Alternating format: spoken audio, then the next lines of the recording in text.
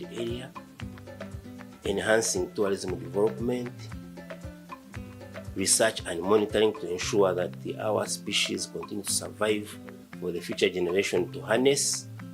And also we have the aspect of community conservation to ensure that the park and the communities are in harmony and the communities derive benefit from the presence of Kidepo. Yeah, we have both flora and fauna which we protect. We have many animals, keystone species, endemic species which are only found in this northeastern part of the country. So we boast of, for example, the biggest herds of buffaloes in the world. Yeah, we boast of many herds of elephants. We boast of having the lion, having the cheetah, having the eland, having the cobs, having the Jackson hartebeests. You know, we have so many animals. In fact, if we are to look at the mammal population, I think we have more than 80 species of mammals in Kidepo. That is on the part of the fauna. When we go to the flora, we have many species of plants. We have many species of bird life. So Kidepo is, a park to reckon with, and it is branded as the true African wilderness. We have a full-fledged community conservation department at UA, and also, of course, at Kidepo, where we ensure that we sensitize the communities about the benefits of wildlife. We have schemes that are geared towards reducing human-wildlife conflict. We have benefit sharing schemes because we want at the end of the day the adjoining communities to derive direct benefit from the presence of the park. And we also have resource access arrangements where we allow communities to access resources in the park on a sustainable basis, regulated resource access, if I'm to say.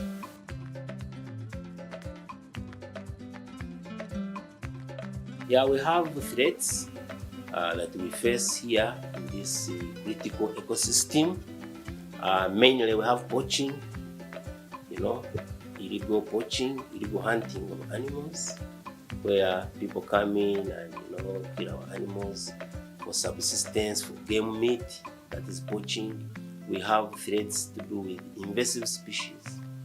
We have some plants which we call invasive, which form continuous thickets in the park and reduce the grass, the forage for herbivores, for animals to feed on. That is another threat, invasive species. We have two main species. One is called Harrisonia abyssinica, then another one is called Dicrostachys cinerea.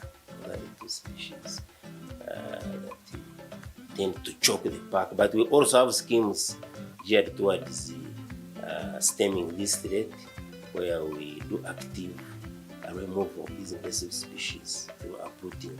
We have fires, is also another threat. We have human-wildlife conflict. It is also another threat that cause resentment in the communities when animals stray out and destroy people's crops. So all those are some of the threats which I can talk about. Yeah, we have the revenue sharing arrangement. Statutory, according to the UA Act 2019, we are supposed to share 20% of the gate entrance fees, to share it with the communities that surround the park, to share it with those local governments.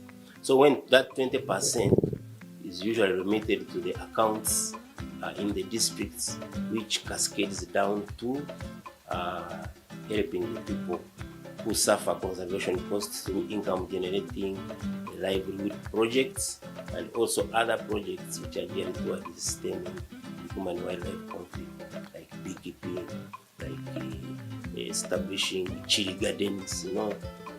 Those are some of the, which is a buffer crop. So those are some of the benefits we can talk about. Revenue sharing also go to handle projects, big projects like clinics, health care, and then schools, roads. So all of those, the people who surround the park, the local government that surround Kidepo, are there to benefit from some of these benefits. We also have a strong sport hunting program where we have what I can call PPP, private partnership arrangements, where you find there is revenue sharing also that accrues through the sport hunting. Some money goes to the local wildlife association, some money goes to UA, and some money goes to the owner of the land. So some of those benefit sharing arrangements, we have had schools being built through sport hunting revenue. We have had the health centers being constructed. We have, as I told you, the community conservation department has sensitization programs where you have awareness campaigns, where we go, working also with other agencies, because in accordance with our mission, we work with stakeholders. So there are very many projects that come in to support us, and in that way, we have been able to have a strong, community awareness campaign program, where we go preaching the gospel of conservation, talking about benefits of wildlife, talking about issues of reducing human-wildlife conflict, issues of tourism development, because at the end of the day, we want the communities, the local people, to derive benefit and feed into the agenda of the country of having everyone come out of poverty. The individuals can, first of all, Kidepo is a pristine park. It is one of the best parks we have in the world, and it is a very, very great destination. So when we get tourists, both local and foreign, we have them coming in and paying some of these entrance fees and ranger guide fees. When we get those monies, they are again plowed back in conservation. So tourism is one of the ways one person can make a contribution, because you enjoy the national heritage, but at the end of the day, you also plow back into conservation through uniforms, vehicles, road works. All those things accrue from the tourism revenue. And of course, we can't forget the foreign exchange, which the country benefits from. So that's one. Another way is we have some of these projects, as I talked. For example, we have USAID, we have African Wildlife Foundation, we have Biodiversity for Resilience Project. We have so many projects which are supplementing our efforts in order to achieve our mandate of wildlife conservation. Yeah, as an organization, we are guided by science. Conservation is guided by science. So we also have a full-fledged ecological monitoring and research department that handles what we call management-oriented research. And at the end of the day, that research informs management on the way forward. If it is a research on fires, it can inform management about how to handle fires. If it is invasive species, it can give us recommendations of how we can mitigate that. If it is a research to do with climate change, it can also give us strategies, adaptable strategies that can be used to mitigate the climate change. So research is a very, very critical function which will ensure that it is implemented in order to manage Kidepo better. Also the censuses, we have these animal censuses, both aerial and ground counts. You have to know how many you have, what are the trends, is increasing or decreasing for mammals. So as Kidepo, we are still saying that because of good conservation efforts, our populations for mammals have kept increasing, which is very good. And where we have had some low populations, we have also had translocation schemes where animals have been translocated from places like Machishon Falls, and then they are brought in to increase the populations. Basically, Kidepo is an open savanna grassland, and basically it has one dry and one wet season, and it's an arid area. It is arid, semi-arid area, prone to fires. So annually fires, we experience fires, but then we also have the fire management plan, which we follow. We do early burning, we do controlled burning, we have fire lines, so that when the fire sweeps through, it doesn't sweep through the whole park. You find there is some, grass that some of these animals can feed on. Yeah, that is one of the practical,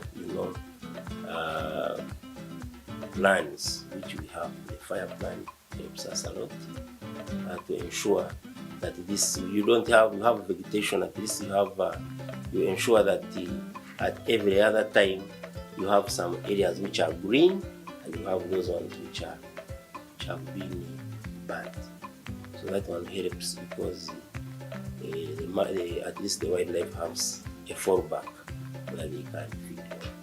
We also have dams which we have excavated in the park to ensure that during the dry seasons, at least there are some water holes where animals can go and water. Because otherwise, if you don't have dams in the park, you'll find most animals moving out of the park, and then when they go to look for water sources outside the park, they exacerbate the issue of human-wildlife conflict. Lots of robberies out there.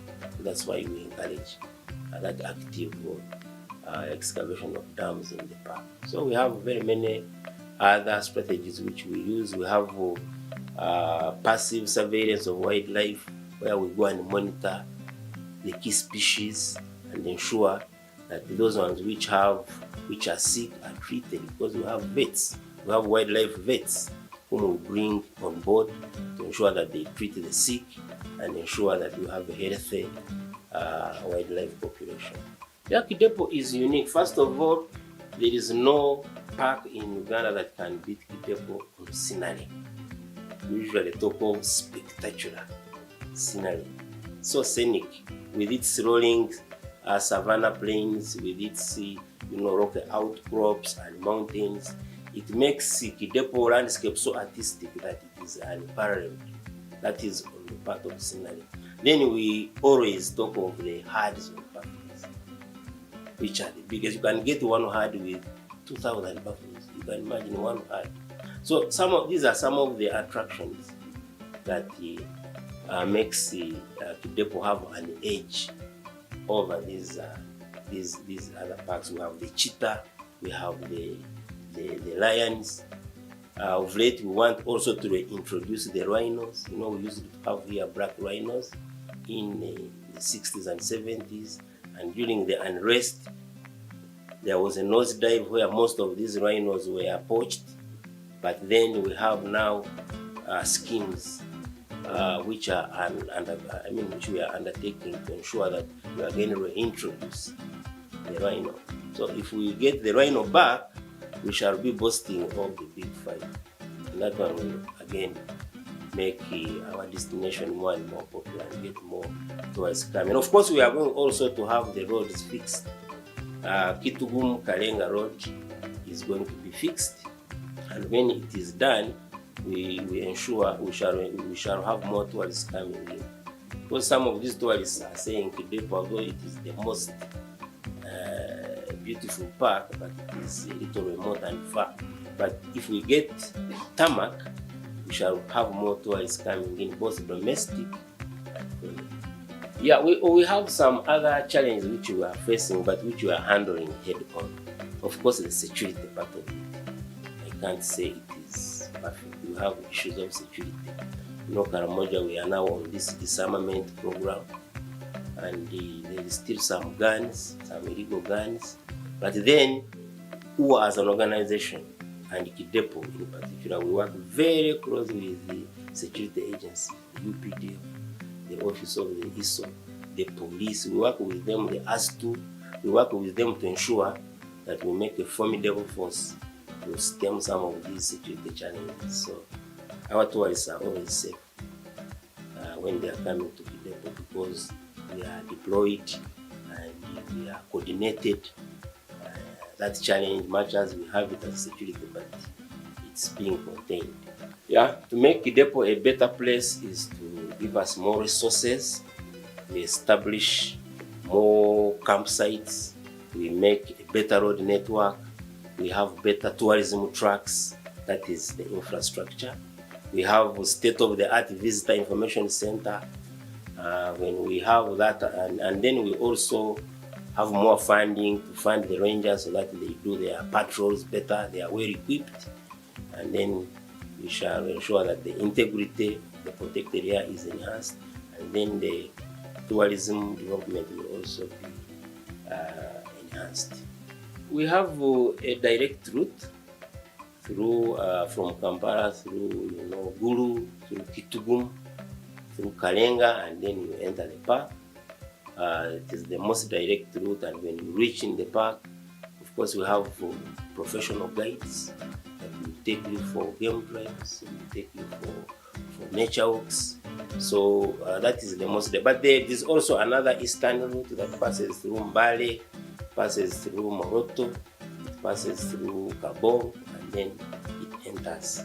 So when this when these roads are tarmac, we are going to have a circuit, because also we are going to have Moroto Kotido Road tarmac through Kabong, through Kidepo.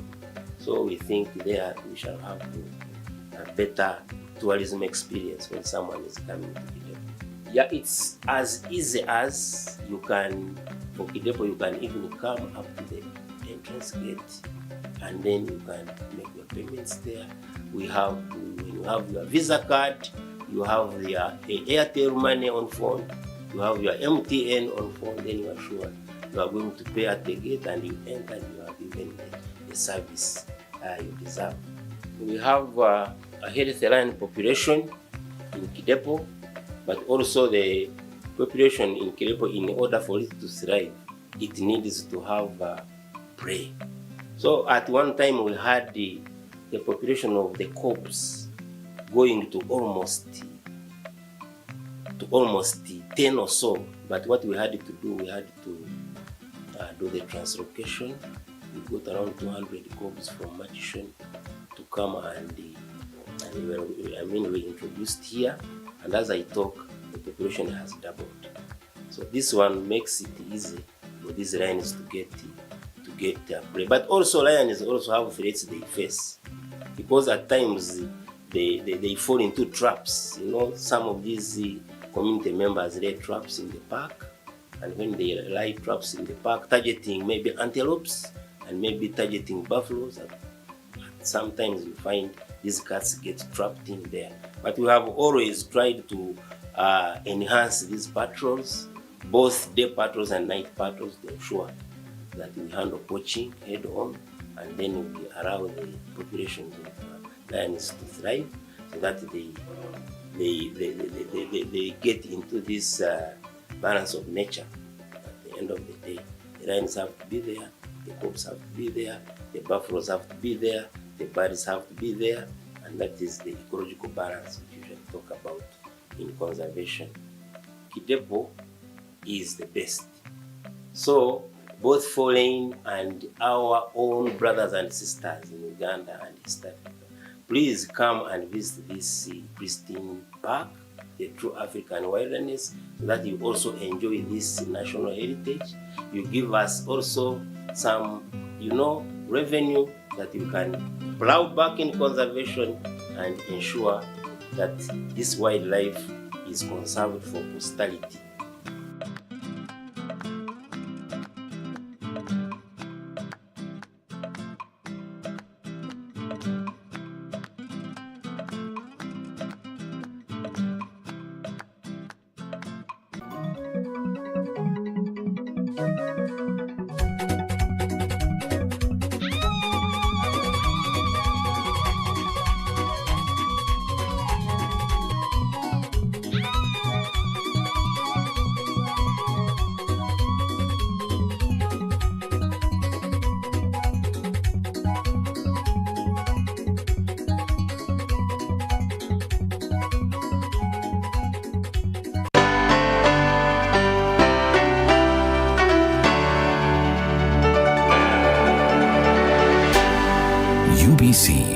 inspiring Uganda.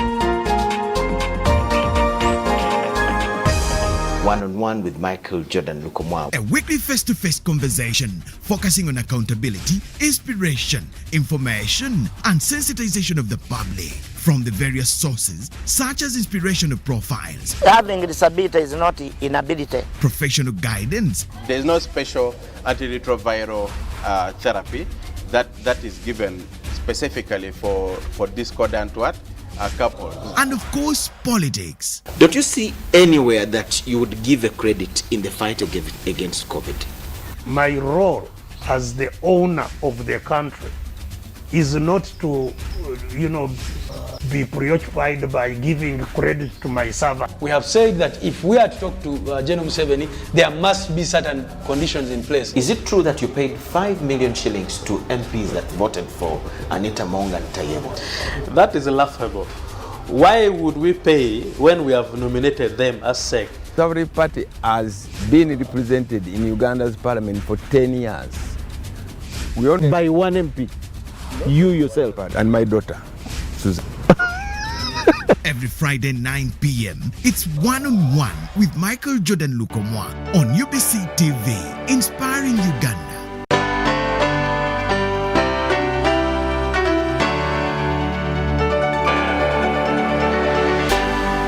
UBC, inspiring Uganda.